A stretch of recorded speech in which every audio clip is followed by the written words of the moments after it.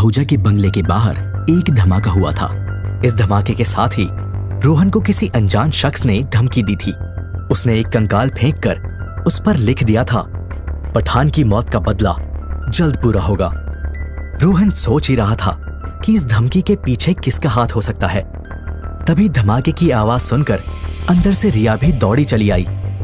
क्या हुआ, सब ठीक तो है ना? रिया ने रोहन से पूछा।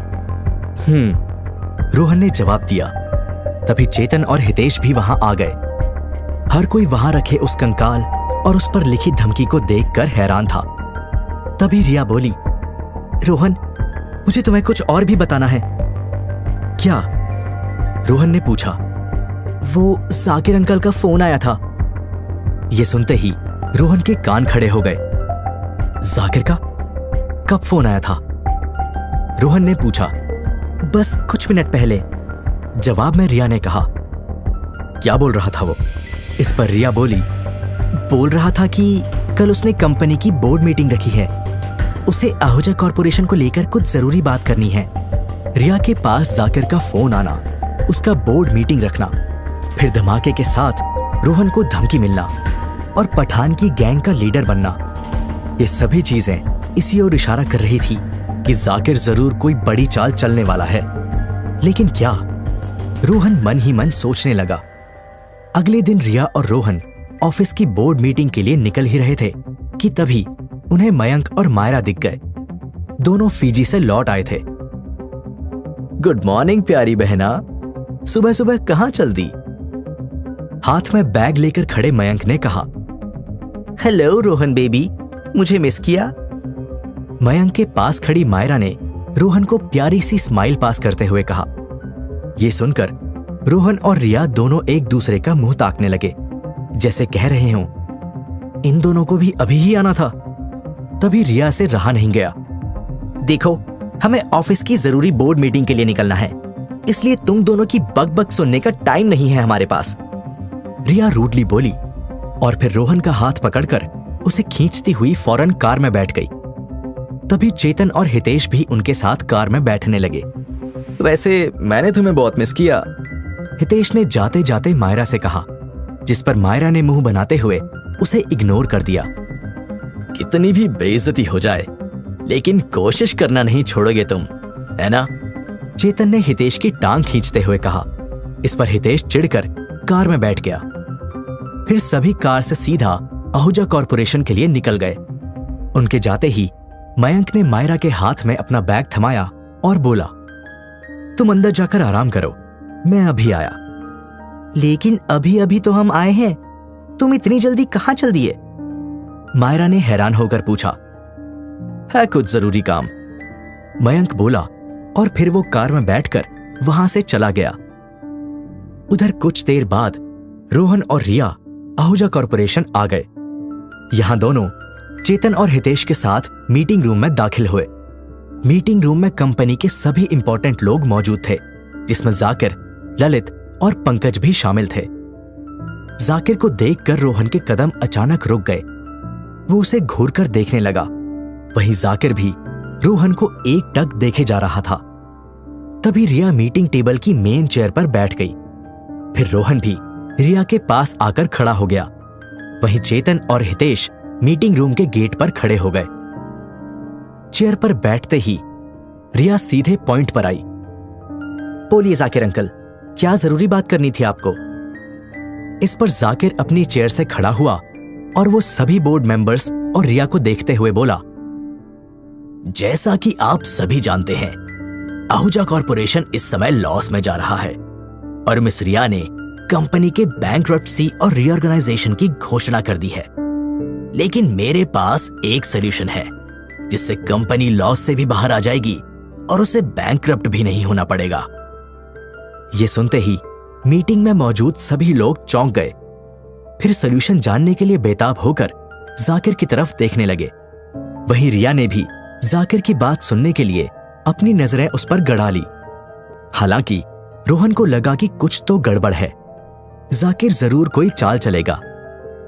तभी सबका सस्पेंस ब्रेक करते हुए जाकिर बोला, हम आहूजा कॉर्पोरेशन को पठान एंटरप्राइज से मर्ज कर देंगे।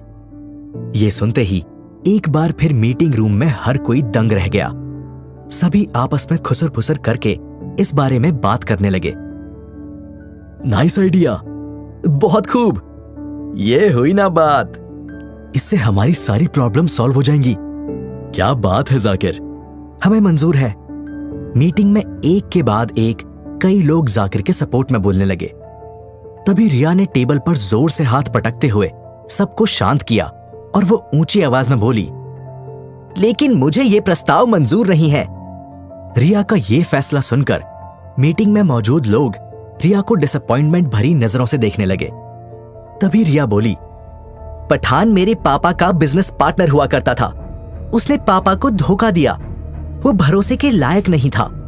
वो भले अभी गायब है या फिर मर गया है, लेकिन हम उसके लोगों और उसकी कंपनी पर कभी ट्रस्ट नहीं कर सकते। यदि पापा जिंदा होते तो वो भी यही फैसला लेते। इस पर जाकिर रिया को नीचा दिखाते हुए बोला,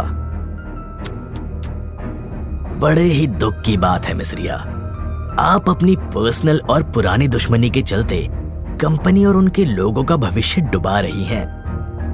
इस पर रिया बोली, पठान एंटरप्राइज के साथ कंपनी का कोई उज्जवल भविष्य नहीं है, और वैसे भी मैंने सुना है कि पठान एंटरप्राइज 70% इलीगल वर्क करके पैसा बनाती है, और मैंने लास्ट मीटिंग के बाद से ही आहूजा कॉर्पोरेशन के सारे इलीगल बिजनेस क्लोज कर दिए थे, तो पठान एंटरप्राइज के साथ मर्ज होने का तो सवाल ही पैदा नहीं होता। रिया ने बड़े ही कॉन्फिडेंस के साथ अपनी बात सबके सामने रखी। ये सुनकर जाकिर रिया को गुस्से से घूरने लगा। दरअसल रिया ने जब से आहूजा कॉर्पोरेशन के सारे इलीगल बिजनेस क्लोज कर दिए, तब से ही जाकिर की ऊपरी कमाई बंद हो गई थी। उसे अपनी बेसिक सैलरी के अलावा ऊपर की मलाई खाने का मौका नहीं मिल रहा था। इसलिए वो पठान एंटरप्राइज को आहूजा कॉर्पोरेशन के साथ मर्ज करना चाहता था। पठान एंटरप्राइज का मैनेजमेंट पहले से जाकिर के सपोर्ट में खड़ा था। वहीं आहूजा कॉर्पोरेशन में भी उसके कई सपोर्टर थे। इसलिए यदि ये मर्जर हो जाता तो आहूजा कॉर्पोरेशन में उसका दबदबा बढ़ जाता और वो रिया को धीरे से बाहर निकाल फेंकता। लेकिन रिया ने ऐसा होने से पहले ही उसके प्लान पर पानी फेर दिया था। तभी जाकिर ने कुछ ऐसा कहा जिसकी किसी को भी उम्मीद नहीं थी। मिस रिया, आप जानती हैं ना कि मिस्टर आहूजा के मरने के बाद उनके सभी दुश्मन आपकी जान लेने पर तुले हैं। जहां तक मैंने सुना है, आपके ऊपर कई जानलेवा हमले भी हो चुके हैं।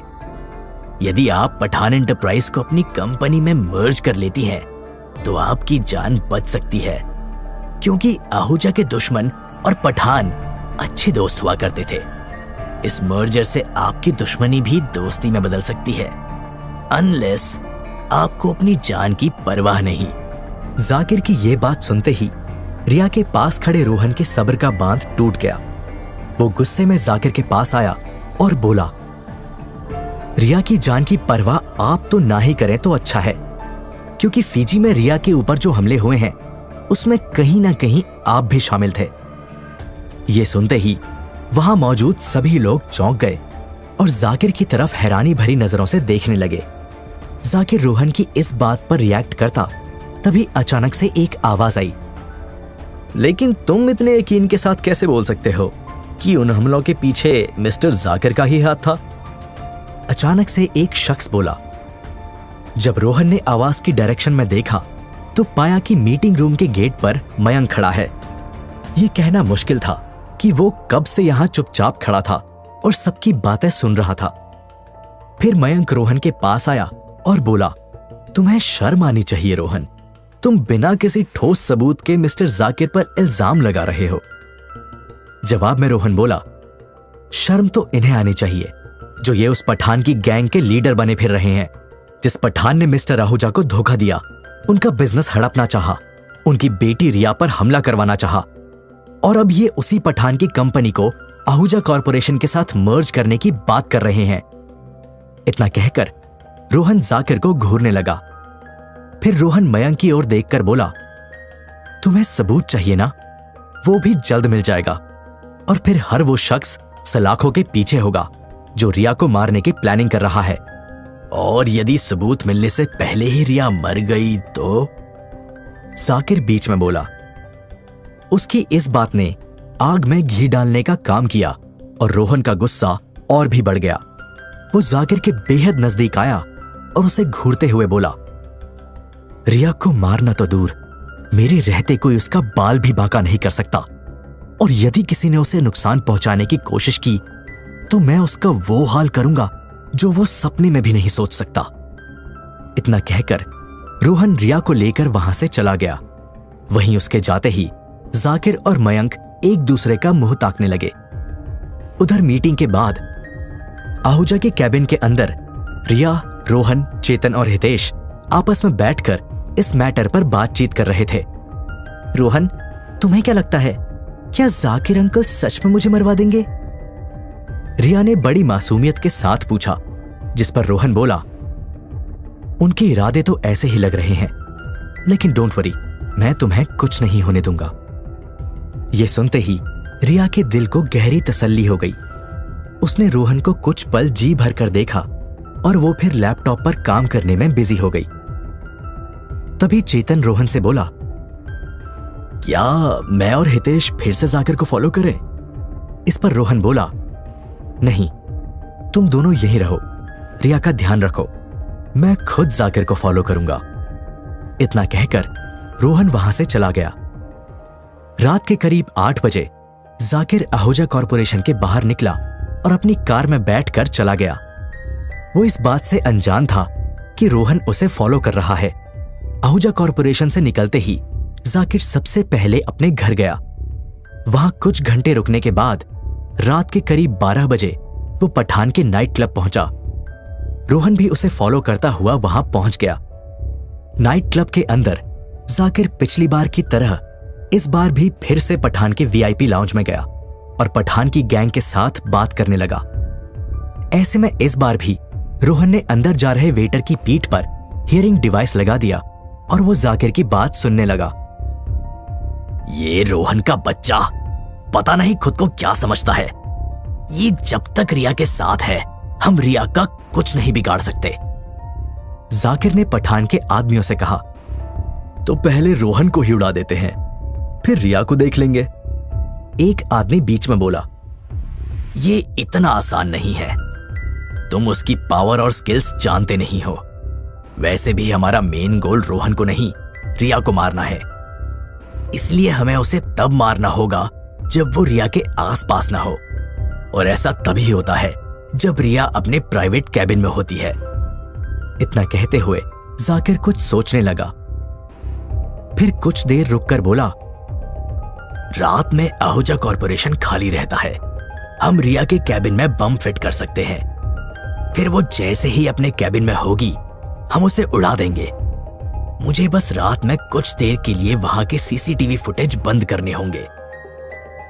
जाकिर का यह प्लान सुनकर रोहन हैरान रह गया। उसे जाकिर पर बड़ा गुस्सा आया। तभी उसने देखा कि जाकिर वीआईपी लाउंज से बाहर आ गया और नाइट क्लब में घूमता हुआ कहीं जाने लगा। रोहन ने फिर से जाकिर को नाइट क्लब में फॉलो करना शुरू कर दिया। तभी रोहन ने देखा कि जाकिर वॉशरूम के अंदर घुस गया है। ऐसे में रोहन वॉशरूम के बाहर ही खड़े होकर उसके आने का इंतजार करने लगा। हालांकि रोहन को इंतजार करते हुए करीब आधे घंटे से ऊपर हो गया था। रोहन को शक हुआ कि कुछ तो गड़बड़ है। ऐसे में वो वॉशरूम के अंदर जाकिर को चेक करने गया। वॉशरूम एरिया में उसे जाकिर कहीं नजर नहीं आया। फिर उसने एक एक करके वॉशरूम में बनी सभी टॉयलेट्स के दरवाजे खोलना शुरू कर दिए। लेकिन जब रोहन ने लास्ट टॉयलेट का दरवाजा खोला तो उसे कुछ ऐसा दिखा जिसे देखकर उसके पैरों तले जमीन खिसक गई। जाकिर खून से लथपथ हालत में टॉयलेट के कमोड पर मरा पड़ा था। उस पर चाकू के कई वार हुए थे। उसकी बॉडी के घावों को देखकर लग रहा था कि किसी ने बड़ी ही बेरहमी से उसका कत्ल किया है। लेकिन अब सवाल ये उठता है कि कौन था वो शख्स जिसने जाकिर को इतनी बेरहमी से मार डाला।